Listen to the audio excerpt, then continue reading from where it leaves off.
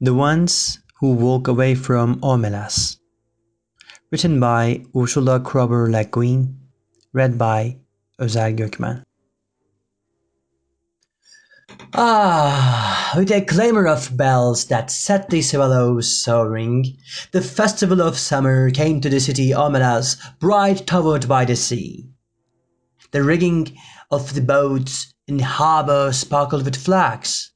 In the streets, between houses with red roofs and painted walls, between old moss-grown gardens and under avenues of trees, past great parks and public buildings, processions moved. Some were decorous. Old people in long stiff robes of mauve and grey muster workmen, quiet, merry women carrying their babies and chatting as they walked. In other streets, the music beat faster, a shimmering of gong and tambourine, and the people went dancing. The procession was a dance. Children dodged in and out, their high calls rising like the swallows crossing flights over the music and the singing. All the processions wound towards the north side of the city, where on the great water meadow called the Green Fields, boys and girls, naked in the bright air, with mud-stained feet and ankles, and long, lithe arms, exercised their restive horses before the race. The horses wore no gear at all but a halter without a bit. Their manes were braided with streamers of silver, golden, and green. They flared their nostrils and pranced and boasted to one another. They were vastly excited, the horse being the only animal who has adopted our ceremonies as their own. Far off the north and west the mountains stood up half encircling Omelas on her bay. The air of morning was so clear that the snow still crowning the 18 peaks burned with white gold fire across the miles of sunlight air under the dark blue of the sky. There was just enough wind to make the banners that marked the racecourse snap and flutter now and then. In the silence of the broad green meadows, one could hear the music winding through the city streets, farther and nearer, and even approaching a cheerful fount's sweetness of the air that from time to time trembled and gathered together and broke out into the great joyous clanging of the bells. Joyous! How is one to tell about joy? How describe the citizens of Omelas? They were not simple folk, you see, though they were happy. But we do not say the words of cheer much anymore. All smiles have become archaic. Given it as description such as this one tends to make certain assumptions. Given a description such as this one tends to look next for the king, mounted on a splendid stallion and surrounded by his noble knights, or perhaps in a golden little borne by great muscle slaves. But there was no king. They did not use any swords or keep slaves. They were not barbarians. I do not know the rules and laws of their society, but I suspect that they were singularly few. As they did without monarchy and slavery, so they also got on without the stock exchange, the advertisement, the secret police, and the bomb. Yeah, the bomb. Yet I repeat that these were not simple folk, not dulcet shepherds, noble savages, blunt utopians, no. They were not less complex than us. The trouble is that we have a bad habit, encouraged by pedants and sophisticates, of considering happiness as something rather stupid. Only pain is intellectual. Only evil is interesting. Wow. This is a treason of the artist, a refusal to admit the banality of evil and the terrible boredom of pain. If you can't lick him, join him. If it hurts, repeat it. But to praise despair is to condemn delight. To embrace violence is to lose hold of everything else. We have almost lost hold. We can no longer describe a happy man, nor make any celebration of joy. How can I tell you about the people of Omelas? They were not naive and happy children, though their children were in fact happy. They were mature, intelligent, passionate adults whose lives were not wretched. Oh, miracle! But I wish I could describe it better. I wish I could convince you. Omelas sounds in my words like a city in a fairy tale, long ago and far away once upon a time. Perhaps it would be best if you would imagine it as your own fancy bits, assuming it will rise to the occasion, for certainly I cannot suit you all. For instance, how about technology? Huh? I think that there would be no cars or helicopters in and above the streets. This follows from the fact that the people of Omelas are happy people. Happiness is based on just discrimination of what is necessary, what is neither necessary nor destructive, and what is destructive.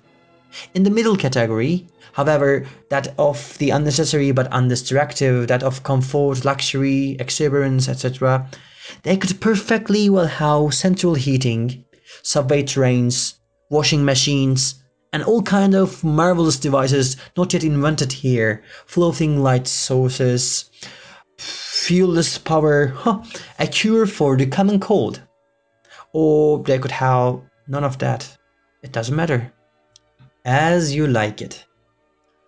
I incline to think that people from towns up and down the coast have been coming into Omelas during the last days before the festival on very fast little trains and double-decked trams, and that the train station of Omelas is actually the handsomest building in town, though plainer than the magnificent farmers' market.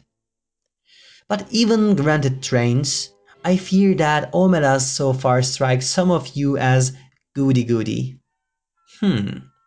Smiles, bells, parades, horses. Meh. Well, if so, please add an orgy. If an orgy would help, do not hesitate.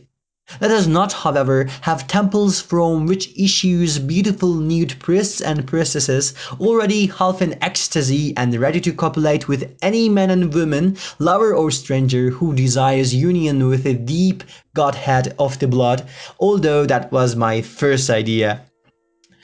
But really, it would be better not to have any temples in Ormelas. At least not men's temples. Religion, yes. Clergy, no. Surely the beautiful nudes can just wander about, offering themselves like divine souls to the hunger of the needy and the rapture of the flesh. Let them join the processions. Let tambourines be stuck about the copulations, and the glory of desire to be proclaimed upon the gongs. And not an unimportant point, let the offspring of these delightful rituals be beloved and looked after by all. One thing I know that there is none of in Omelas is guilt. But what else should there be?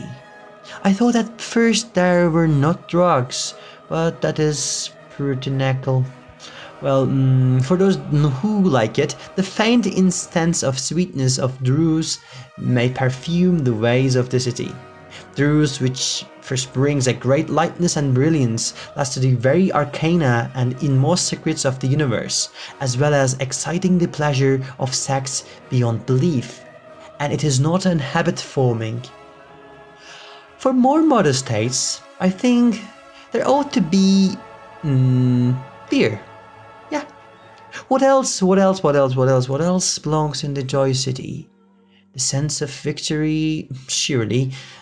The celebration of courage, of course. But as we did without clergy, let us do not use soldiers as well. The joy built upon successful slaughter is not the right kind of joy.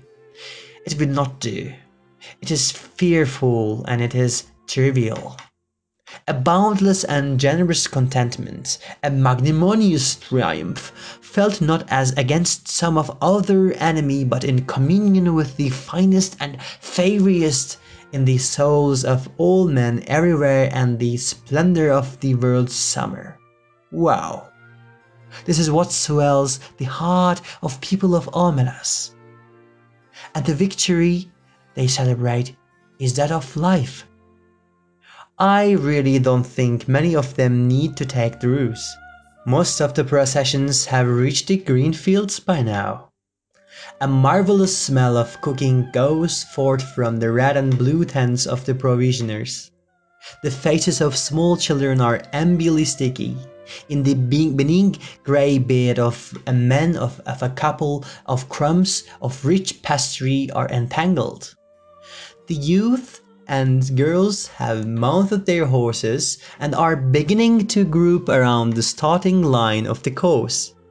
An old woman, small, fat and laughing, is passing out flowers from a basket, and a tall young man wear her flowers in their shining hair. A child of 9 or 10 sits at the edge of the crowd, alone, playing on a wooden flute. People pause to listen, and they smile, but they do not speak of him, for he never ceases playing and never sees them, his dark eyes wholly wrapped in the sweet, thin magic of the tune. He finishes and slowly lowers his hands holding the wooden flute. As if that little private silence were the signal, all at once a trumpet sounds from the pavilion near the starting line, imperious, melancholy, piercing. The horses rear on their slender legs, and some of them neigh in the answer. Sober-faced, the young riders stroke the horses' necks and soothe them, whispering, "Quiet, quiet there, my beauty, my hope." They begin to form in rank along the starting line. The crowds along the racecourse are like a field of grass and flowers in the wind. The festival of summer has begun. Do you believe? Do you accept the festival? The city? The joy? No? Then let me describe one more thing to you. In a basement under one of the beautiful public buildings of Omelas, or perhaps in the cellar of one of its spacious private homes, there is a room. It has one locked door and no window. A little light seeps in dustily between cracks in the boards, second-hand from a cobwebbed window somewhere across the cellar. In one corner of the little room, a couple of mops with stiff, clotted, foul-smelling hats stand near a rusty bucket. The floor is dirt, a little damp to the touch, as cellar dirt usually is. The room is about 3 paces long and 2 wide. A mere broom closet or disused tool room. In the room, a child is sitting. It could be a boy or a girl. It looks about 6, but actually is nearly 10. It is feeble-minded.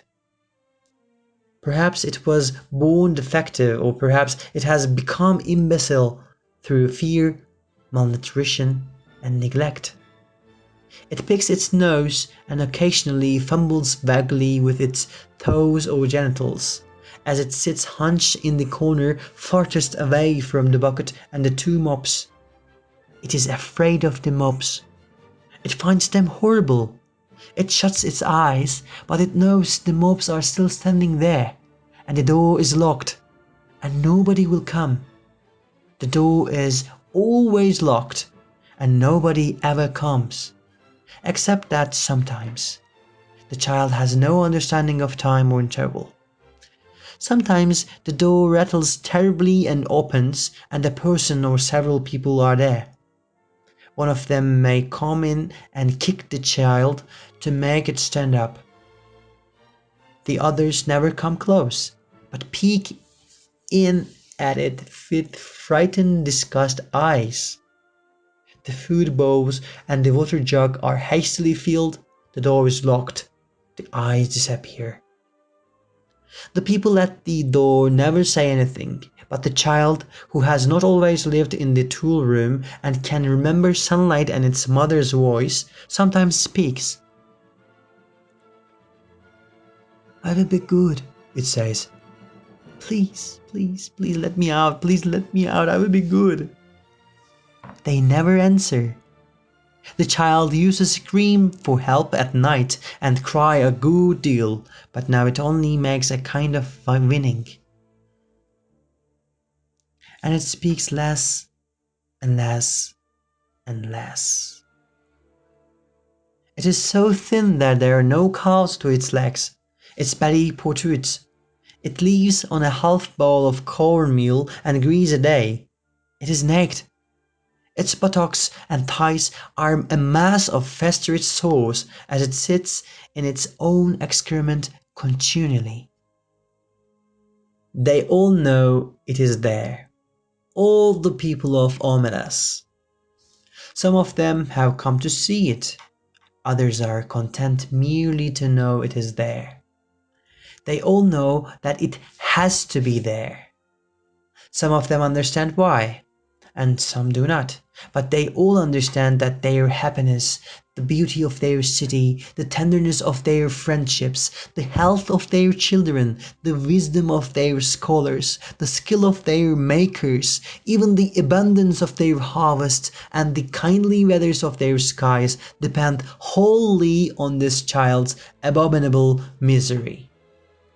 This is usually explained to children when they are between 8 and 12, whenever they seem capable of understanding.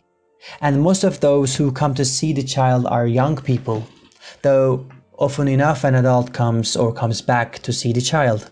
No matter how well the matter has been explained to them, these young spectators are always shocked and sickened at the sight.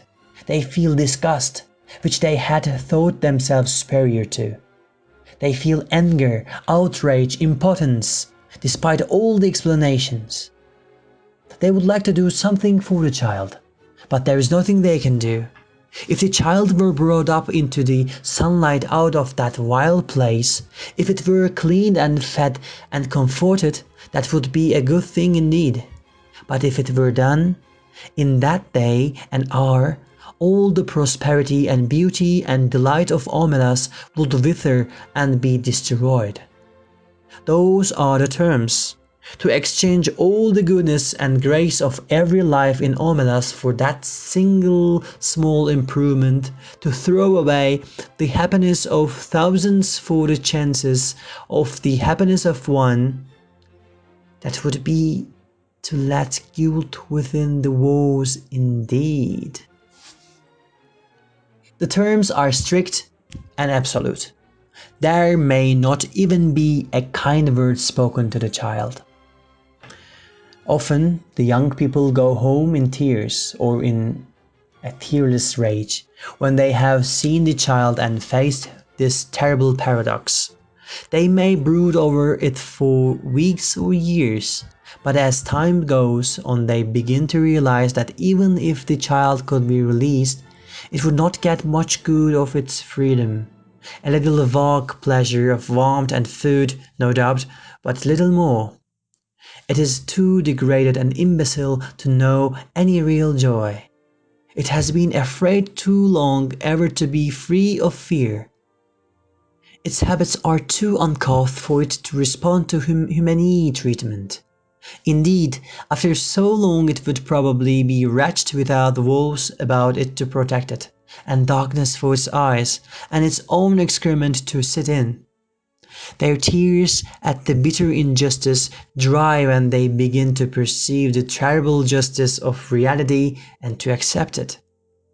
Yet it is Their tears and anger, the trying of their generosity, and the acceptance of their helplessness, which are perhaps the true source of the splendor of their lives. Theirs is no vapid, irresponsible happiness. They know that they, like the child, are not free. They know compassion. It is the existence of the child and their knowledge of its existence that makes possible the novelty of their architecture, the poignance of their music, the profundity of their science. It is because of the child that they are so gentle with children. They know that if the wretched one were not there sniveling in the dark, the other ones, the flute player, could make no joyful music as the young riders line up in their beauty for the race in the sunlight of the first morning of summer.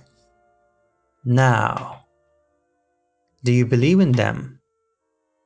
Are they not more credible? But there is one more thing to tell, and this is quite incredible. At times, one of the adolescent girls or boys who go to see the child does not go home to weep or rage, does not, in fact, go home at all. Sometimes also a man or woman much older falls silent for a day or two, and then leaves home. These people go out into the street and walk down the street alone.